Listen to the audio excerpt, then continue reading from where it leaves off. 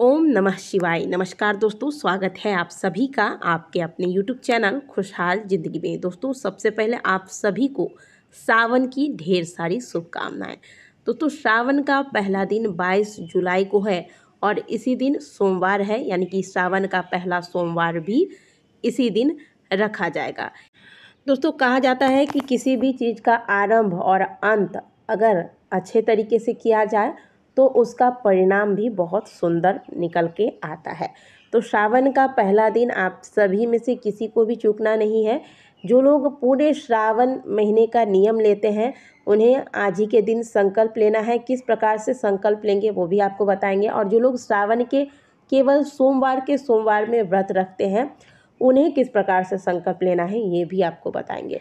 श्रावण में आपको कितने व्रत करने हैं और अगर आप पूरे श्रावण का व्रत नहीं कर सकते हैं तो कितने व्रत आपको कम से कम करने चाहिए, इस पे भी चर्चा करेंगे। साथ ही श्रावण के पहले दिन कौन से विशेष उपाय करने हैं ये भी आज की वीडियो में आपको बताने वाले हैं। वीडियो को अंत तक जरूर देखिएगा। दोस्तों, साल 2024 में 22 जुलाई दिन सोमवार से श्रावण महीने का आरंभ हो रहा है और इस बार श्रावण में कुल 5 सोमवार के व्रत पर रहे हैं। पहला सोमवार का व्रत 22 जुलाई को रखा जाएगा, जो कि श्रावण का पहला दिन है। श्रावण का आरंभ हो रहा है इस दिन से और श्रावणी पूर्णिमा जो कि 19 अगस्त दिन सोमवार को पड़ रहा है, इसी दिन श्रावण का 5वां और अंतिम व्रत साल 2024 में रखा जाएगा।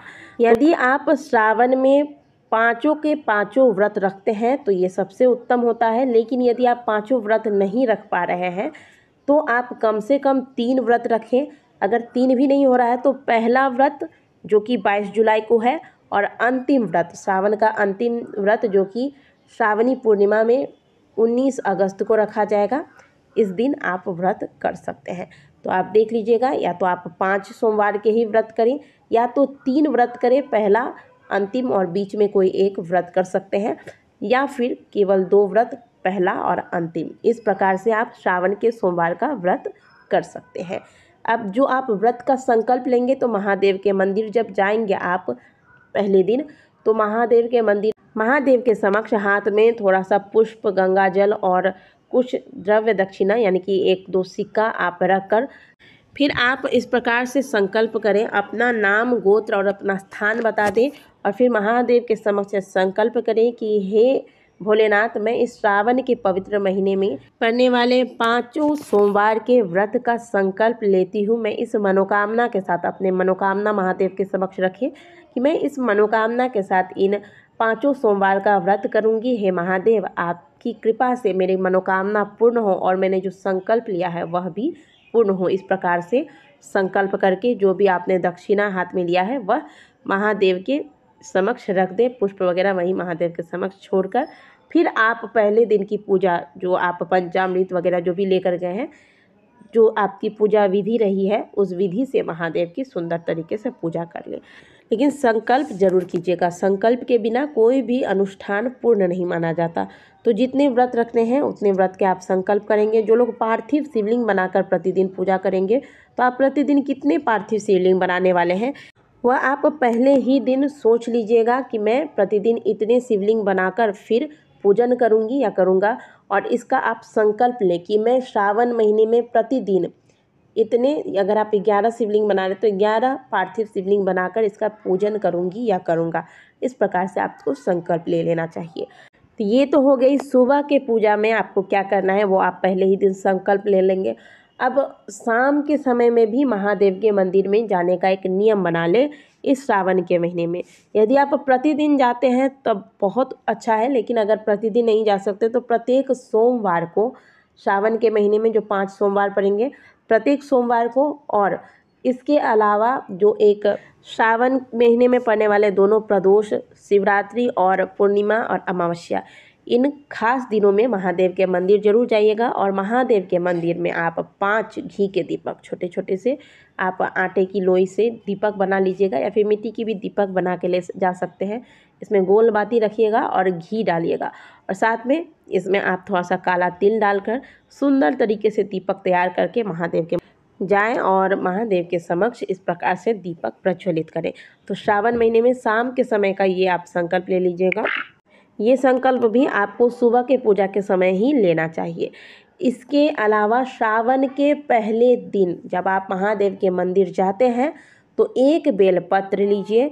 इस बेलपत्र में सुंदर से चंदन का लेप कीजिए और यह बेलपत्र पहले महादेव को जल अर्पित करने के बाद अपनी कामना कहते हुए यह बेलपत्र महादेव के शिवलिंग पर समर्पित अवश्य करें।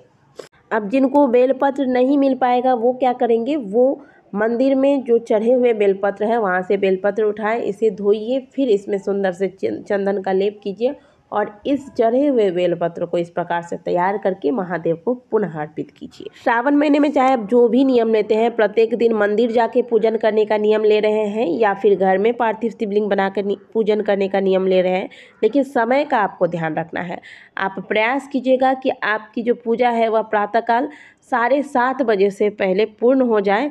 इससे भी ज़्यादा अगर लेट करते हैं आप तो कम से कम 8 बजे तक तो आपकी पूजा पूर्ण हो जानी चाहिए। दूसरी बात, पूजा के दौरान आपको काले रंग के वस्त्र नहीं पहनने हैं।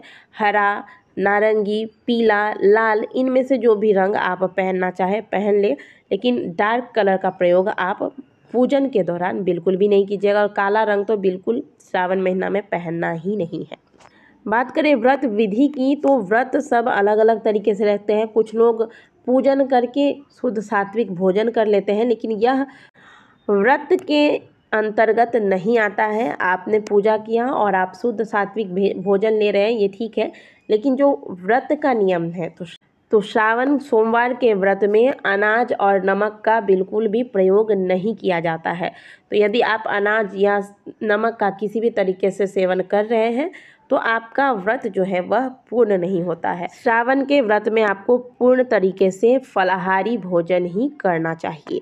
यदि आपने श्रावण का व्रत किया है तो फलाहार के समय आप ध्यान रखिएगा कि नाशपाती जो फल होता है इसका ना ही आपको पूजन में प्रयोग करना है, ना ही स्वयं के फलाहार में इसका प्रयोग करना है। जो लोग प्रतिदिन पार्थिव पूजन कर रहे हैं उन्हें श्रावण के महीने में प्याज, लहसुन, मसूर की दाल, बैगन, साग इत्यादि चीज़ों का सेवन नहीं करना चाहिए। श्रावण के सोमवार का व्रत भले घर में सभी ने नहीं रखा हो, केवल आप ही व्रत रख रहे हैं, लेकिन घर के बाकी सदस्य व्रत में नहीं है, तो भी घर में जो भोजन बनेगा वह शुद्ध सात्विक होना चाहिए। प्याज लहसुन का प्रयोग भी आपको आज के दिन नहीं करना है। साथ ही जितना हो सके आज के दिन आप अपने काम जल्दी से निपटा कर महादेव का ध्यान करें, शिव महापुराण के कथा का श्रवण करें और आज के दिन किसी के भी साथ दुर्व्यवहार ना करें और ब्रह्मचर्य का पालन करें। तो दोस्तों, इस प्रकार से श्रावण का आरंभ आपको करना है। एक बेलपत्र मनोकामना कहते हुए महादेव के शिवलिंग पर अवश्य अर्पित कीजिएगा। जो भी व्रत करने वाले हैं व्रत का संकल्प अवश्य लीजिएगा और व्रत के सही नियमों का ही पालन करें। यदि आपकी शारीरिक क्षमता नहीं है व्रत रखने की तो आप महादेव के समक्ष इस प्रकार से संकल्प ना करें व्रत करने का, लेकिन यदि आप व्रत का संकल्प लेते हैं तो व्रत का नियम यही है कि व्रत में आपको फलाहारी भोजन ही करना चाहिए। आशा करते हैं कि दी गई जानकारी आपको अच्छी लगी होगी। वीडियो अच्छी लगी है तो वीडियो को लाइक ज़रूर कीजिएगा। कमेंट बॉक्स में हर हर महादेव अवश्य लिखिएगा।